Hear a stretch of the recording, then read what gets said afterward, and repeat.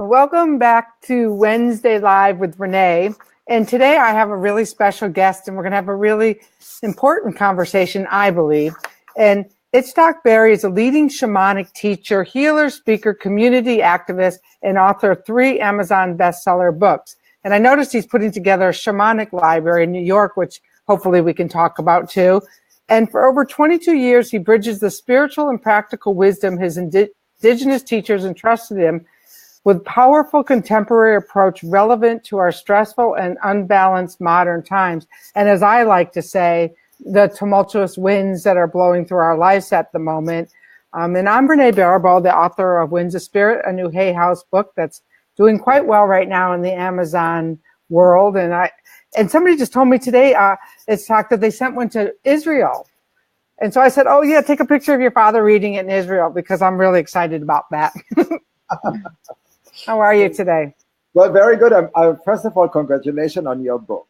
Thank you. It's a very beautiful book, and whoever is listening, please buy that book and make that a bestseller too. Because I started my journey on shamanism because I read a book by Hank Wasserman, Spirit Walker, and that gave me a lot of answers to questions that I had about what all those feelings that I was feeling in myself, and I didn't know how to put it together. And Hank was written. It's an amazing trilogy that he wrote. Incredibly, it's Spirit Walker and all the rest of them. Now, in that book, he was writing about Michael Harner, a workshop he took, and that's how I got into Michael Harner teaching. And I took a course with Michael Harner, and then when I found out that I have these gifts of seeing and healing. So your book is going to inspire generations to come, and I really encourage people to read your books and my books and other people who went through these, because I do believe, as you know, that's part of my message to my students and for everybody that willing to listen and or to read my books, is that we are all shamans. We are all shamans in training. There's really no shamans we are all shamans in training. And then that we all have to manifest those gifts that God gave us. So that's really where it's so important for us all to realize.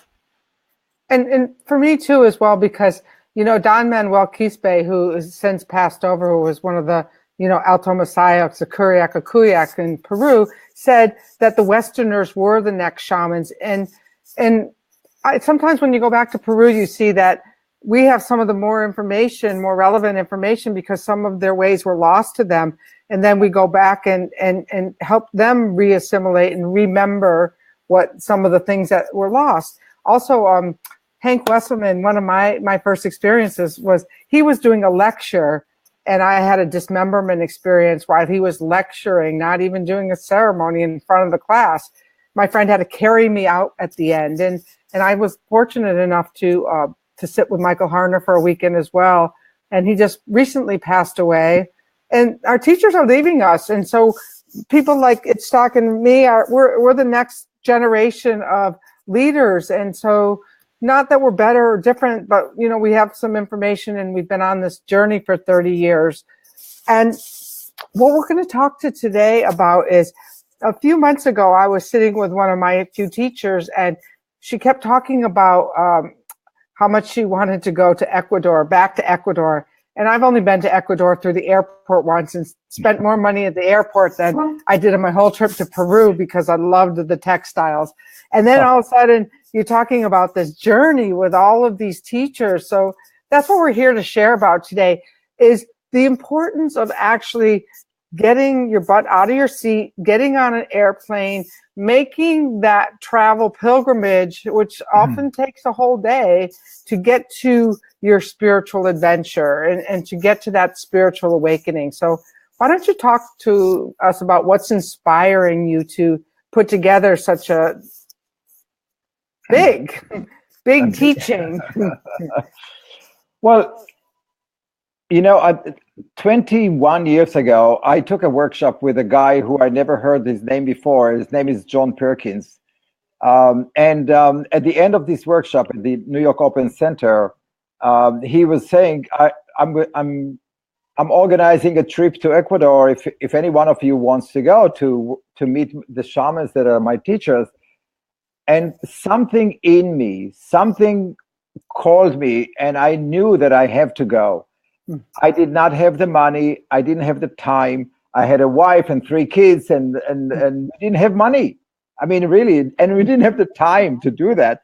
But I really believed, or I really felt that I need to be there because something called me. Now, it really looked like a crazy idea. It really looked like something that I should not be doing.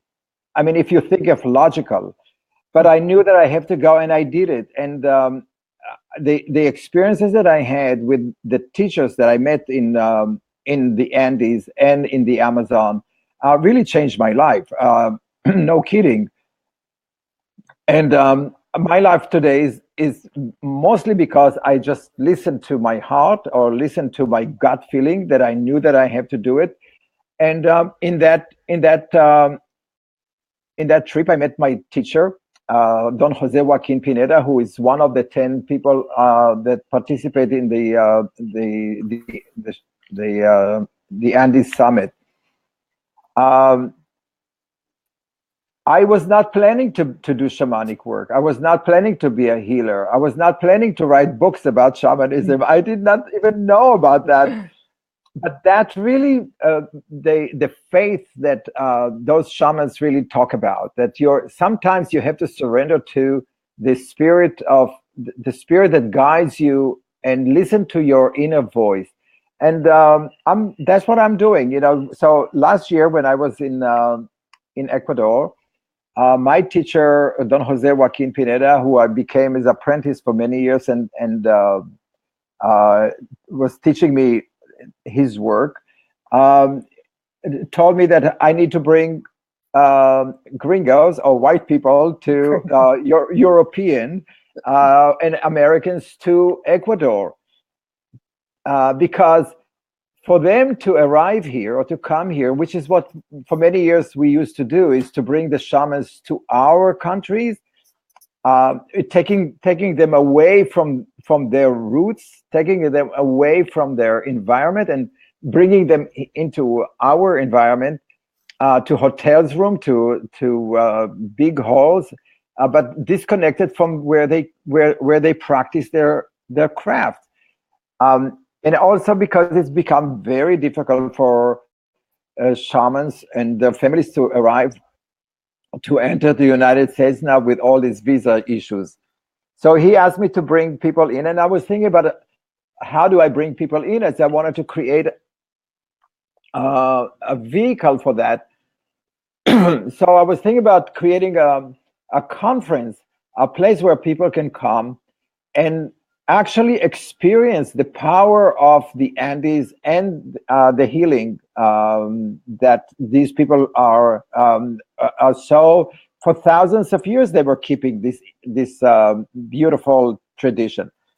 So I asked 10 of the most powerful shamans or my teachers from the Andes, Don Jose Joaquin Pineda, who is my teacher, and then Don Esteban Tamayos and Maria Juana and Alberto Tazzo and Jose Kimbo and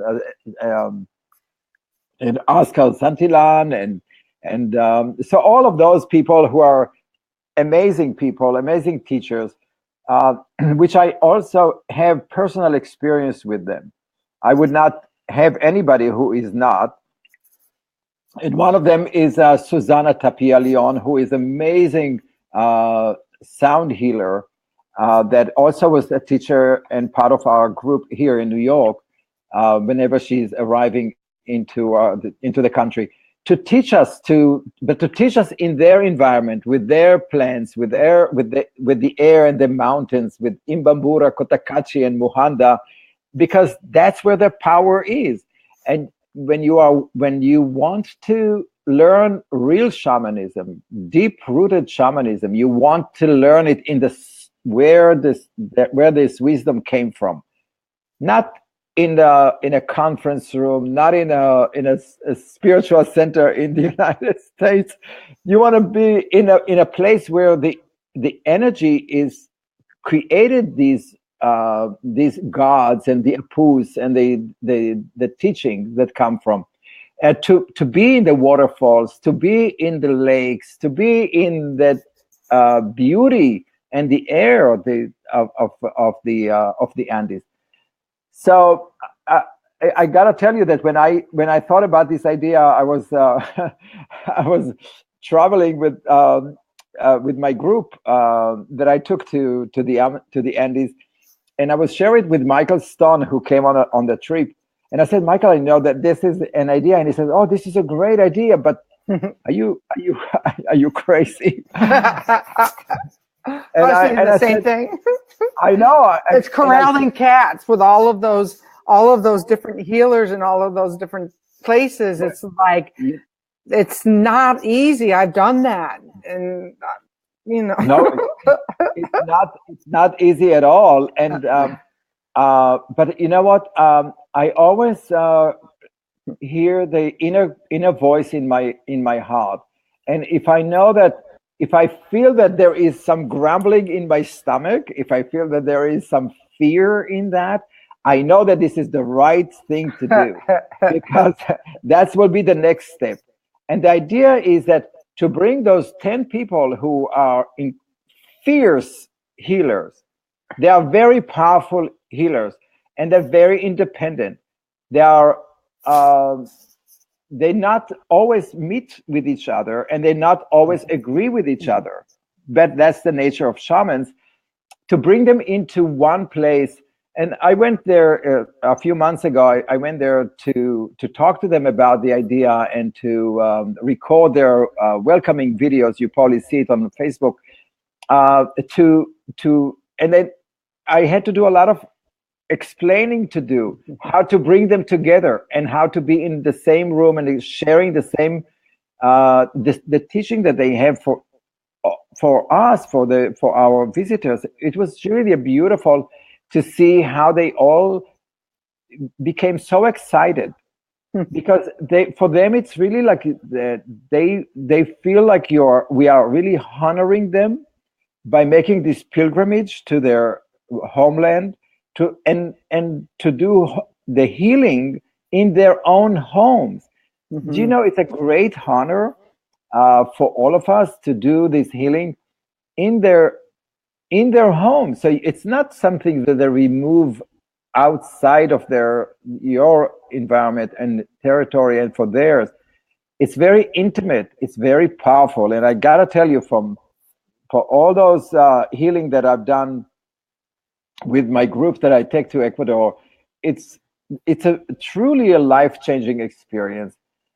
And the other reason that I thought it was so important to bring us to Ecuador is because those shamans that are in the summit, they are reaching their 70s or 80s. This is a breed of shamans that no longer exist or will exist in 20 years. And in 20 years that I go to Ecuador, a lot of things change, and not too many people are actually keeping the same tradition. They really want to be like us. They want to change their life. They want to have iPhones. They want to work on computers. They don't really necessarily want to be shamans, and we need to show them by coming to the summit, by supporting them, that we value their wisdom. And not that just we value, but physically with our body, we are coming there to show their next generation that they can do the same work that our abuelos, that our grandparents are doing. And there is honor in that. And they can make a living off that. They don't have to cut their hair and change their clothes and change their language. They can be proud of the language and the tradition that they have. I think this is an amazing, important wisdom that we need to keep for our own survival, not just for their survival. You know, with every shaman that passed away, a big chunk of wisdom of keeping the earth in balance disappear. I agree. And like what I was saying, that the last time I went to Peru, it was like cell phone city, and it was kind of a really, it was a little bit sad, that there. But so I'm glad to see that with this idea of letting people know that there's outsiders that are interested in this, as opposed to Rolex watches and the other things or whatever they're collecting, in the marketplaces. And I say that because you go to the market and they get all the watches from the visitors and they use them to trade in for food. And we think, they needed a watch. But that was always a funny thing. So of these teachers, I'm sure they're teaching different things. So do you have like just a little bit of a synopsis of who's going to be there and what they bring to the table? Well, we have 10 different shamans, and then we have one keynote speaker. And I want to speak about that for a minute because it's very important. Very important part of the mission of this summit is to educate the children, to show them the importance of the indigenous wisdom. And Laura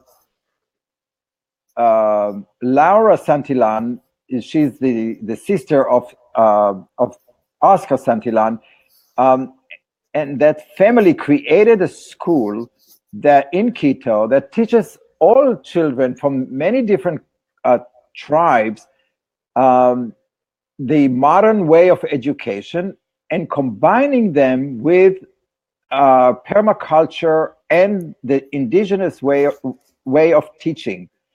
Mm-hmm.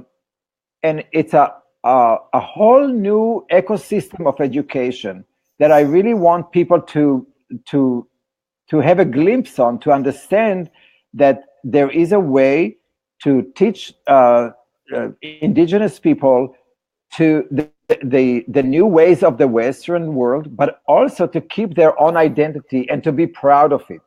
And so they encourage children to wear their clothes. They encourage children to sing their song and speak their languages, and and they teach them the permaculture, how to grow vegetables and crops in a more honoring way of the land, which is a great example for us. And I hope teachers from the United States and Europe will come to see that and to experience that, because it's so important for children, not just in their culture, but for us to learn how to be connected to the universe, not just to go through tests and to succeed in get A+ in copying. So A+ is in copying. So I think that is important, and I think that this is one thing that I like to highlight. But then we have Jose Kimbo, who is a marvelous teacher who is doing a Takisami.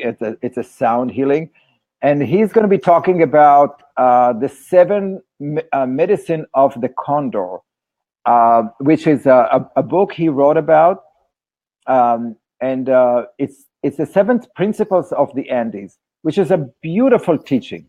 And it's I mean, I can't even talk about that because it takes a long time to explain. But the 7 principles of it's how they look at observing birds and their flights and their raising and all of that. It gives us a 7 principles for living our life in our modern society.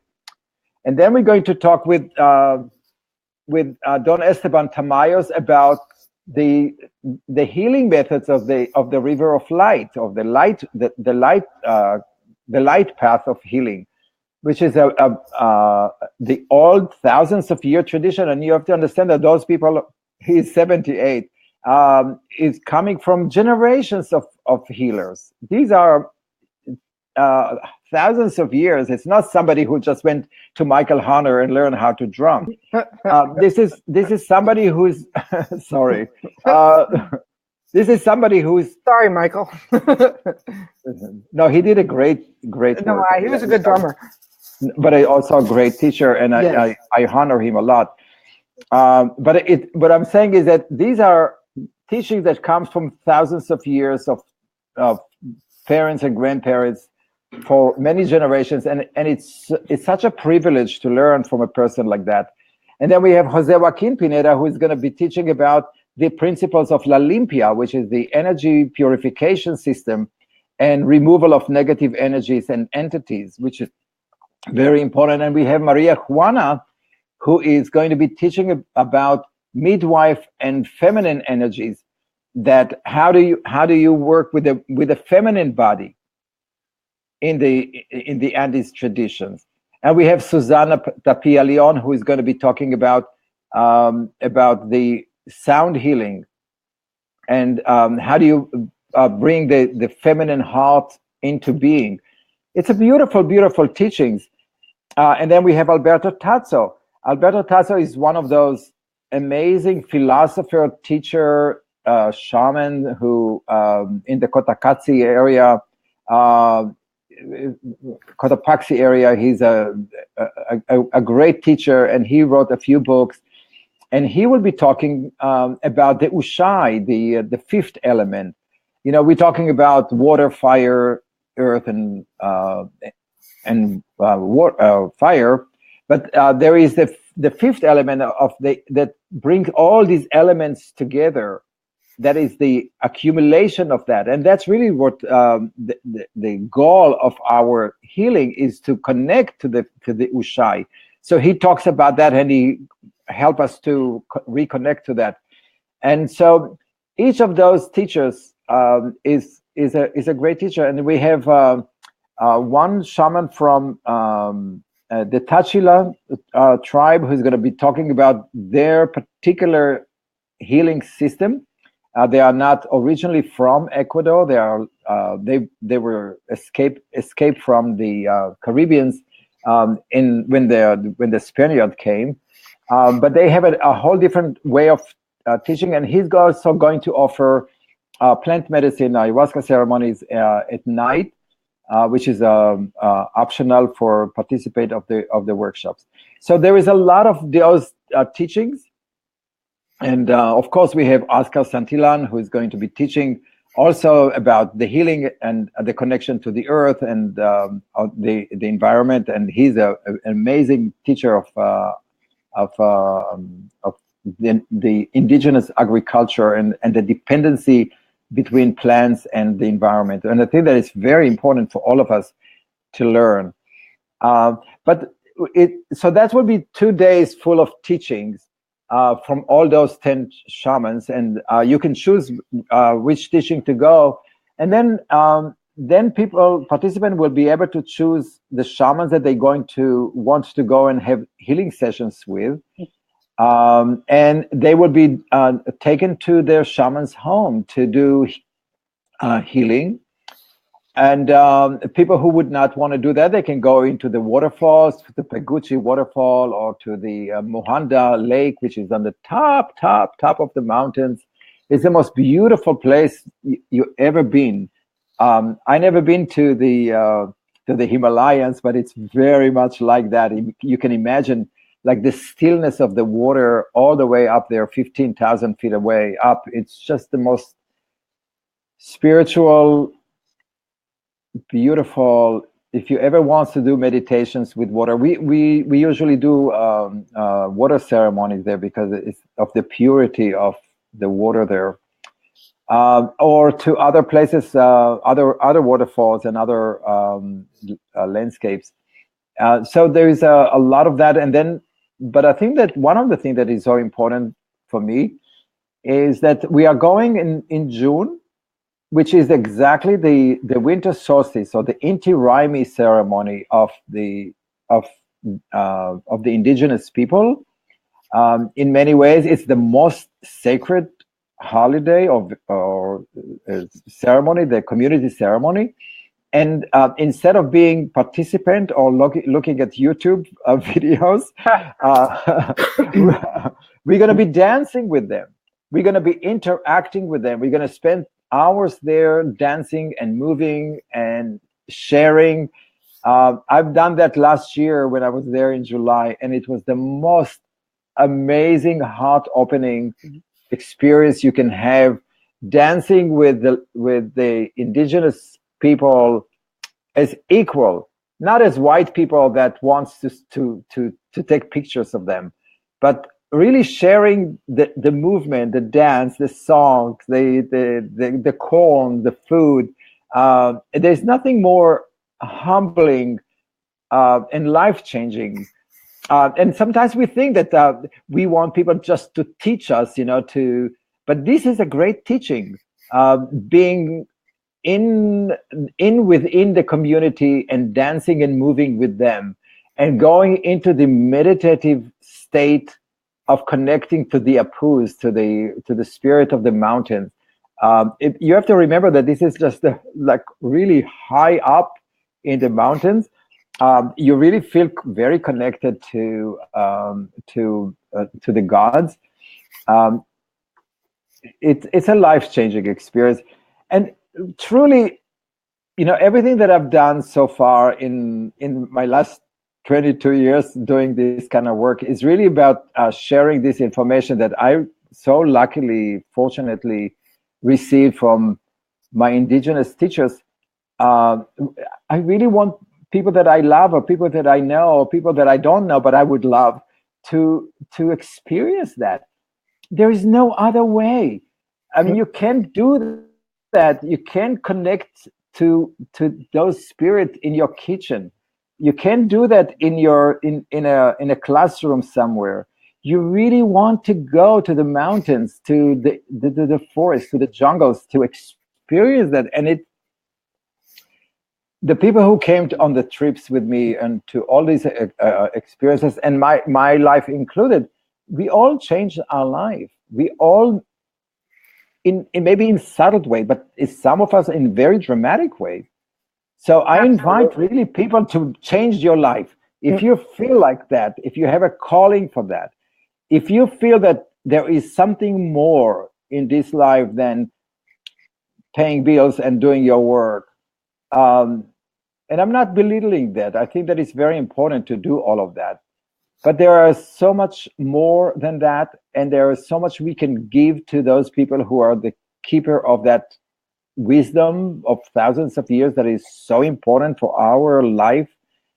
And the more people that are experiencing it, I believe that we will be more actively changing the relationship that we have with ourselves, the relationship that we have with our communities, the relationship that we have with our environment and with our political system. It all comes from personal experience. There's nothing we can convince the other side to change if they don't experience it. So, and the way to do that is by experiencing yourself, so you can share that with other people. So I think that this is one way of doing it, but I really hope that people will come to the summit, because it's a great opportunity to meet such an amazing group of shamans who are committed to healing, who are committed to the healing of the earth, and are so passionate about it, and they do it for so many years. My teacher is doing it from the age of 8. And you're passionate about it. Can you tell, like, everyone, that he's like super passionate about it? We're just about out of time, so tell people how the website or whatever, how they can find out more about this trip. Well, it's theandysummit.com. Okay. Go online and look at the website. You can register for there. If you have any questions, there is a frequently asked questions. You could go over it, or you can email us and let us know if you have any questions about about it. But most of it is just ask your heart if this is something that you want to do. And I know that many people are asking about the cost, about the time and all that, but all of that can be resolved. It's your commitment.